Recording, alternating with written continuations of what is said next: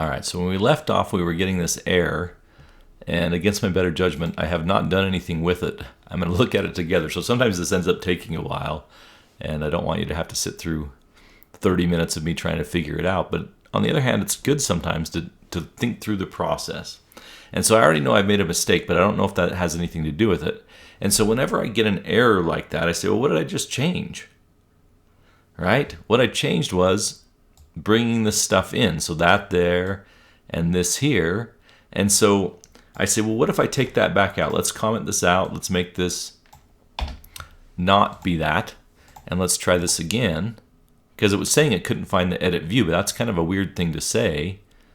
So if I do this and I say edit and then submit application, okay, so that did change.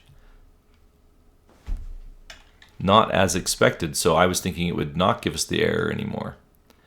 All right, so let's go on to what I've noticed is we're going back to I'll uncomment that. We're going back to just the edit view, but we're not passing in the integer ID, and so I wonder if that has something to do with it. What we actually want to do when we get done editing is what? Don't we want to go back to the wait list? So just like when we submit an application on the new record, we end up going to the confirmation or whatever. And so maybe in this case, I want to just take them right back to the wait list where they came from when they were editing. And so this is where we say return view wait list. So we're going to go to the wait list instead. Only the problem is the wait list is dependent on, well, maybe it's not. Let's see what happens with that.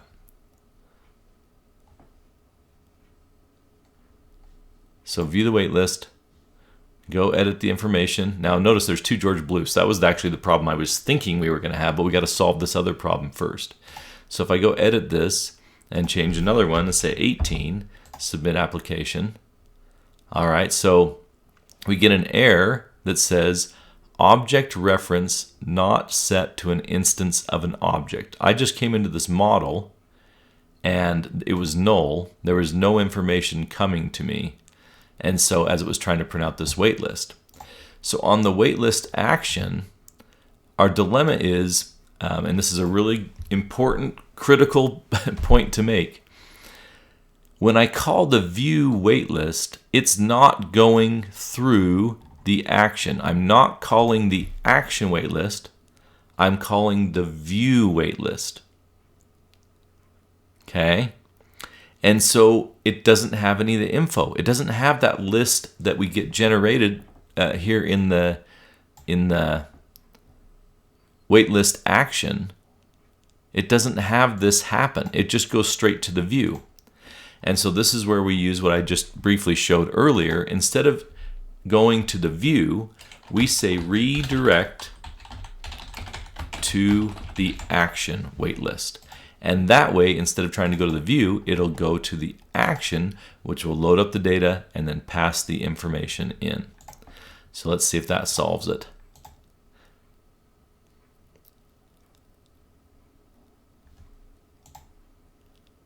All right. So now we've got yet another George Michael Bluth, which is great, really. You know, he's a good guy. I like George Michael.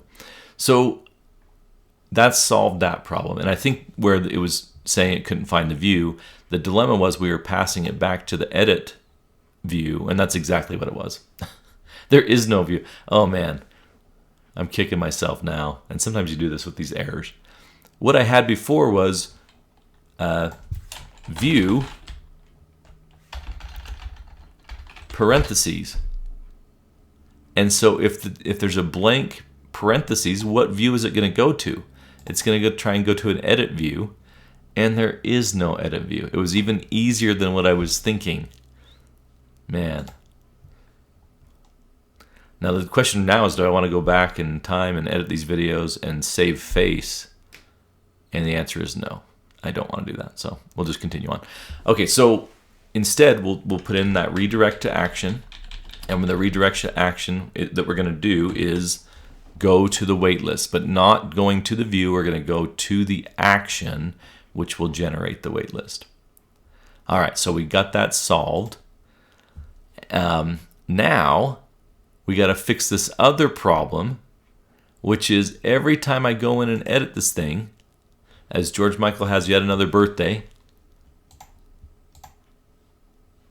then if I edit and then change this to 19 and submit the application, now I just have a new record. It's not editing the record.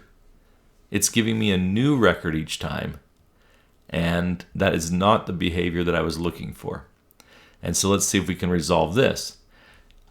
This was the problem I was expecting. So as we get this ID, okay, let's see. So on the post, let me put a stop here, and George Michael will have yet another birthday.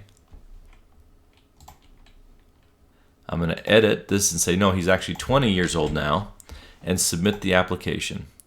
When I submit this application, again, the info from that form is going to be passed in on the post, and it's going to be passed in here, updated info. I drop it down, and notice that as I look at this information, what's wrong?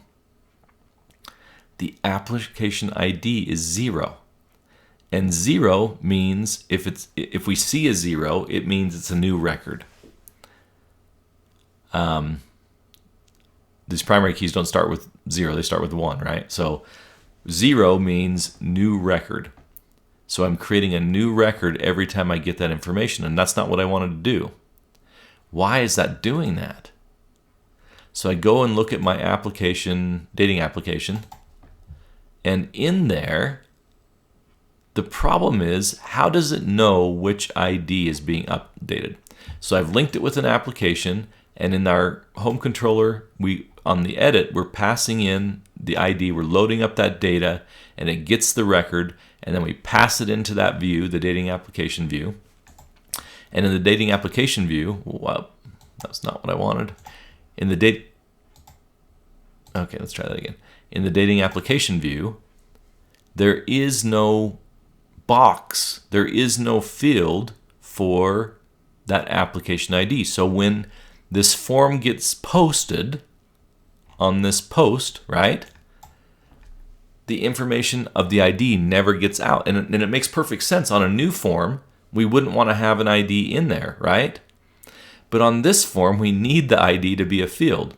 And so if I go put in, let's say, an example, let's go do an input box. And I say, well, in this input box, I want to set the value equal to, is that what it is, value? What's the thing on an input box? Let's do a label. And the label is going to be equal to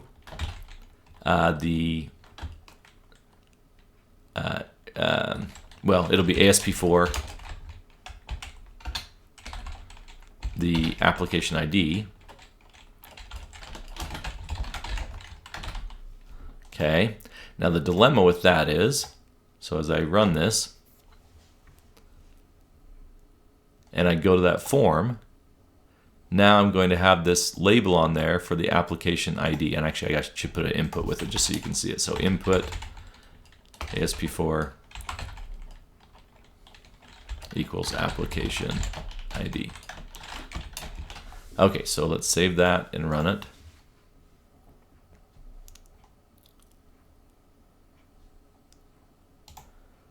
And when I click on this, it's going to have this blank box. Now, in the case of an edit, let's look at that. So first of all, I need to put a break in between those, so it looks a little better. But then let's run the edit. View the wait list, and then I want to edit this, and so it's going to put in there now the application ID. But so now if I submit, so now if I say 20 and submit, then and let it run, well, I can look in here and see it'll have that record 9, and when I run this, sure enough, it didn't give me a new record, it edited that record at 20. But now my dilemma, so this is editing perfect now.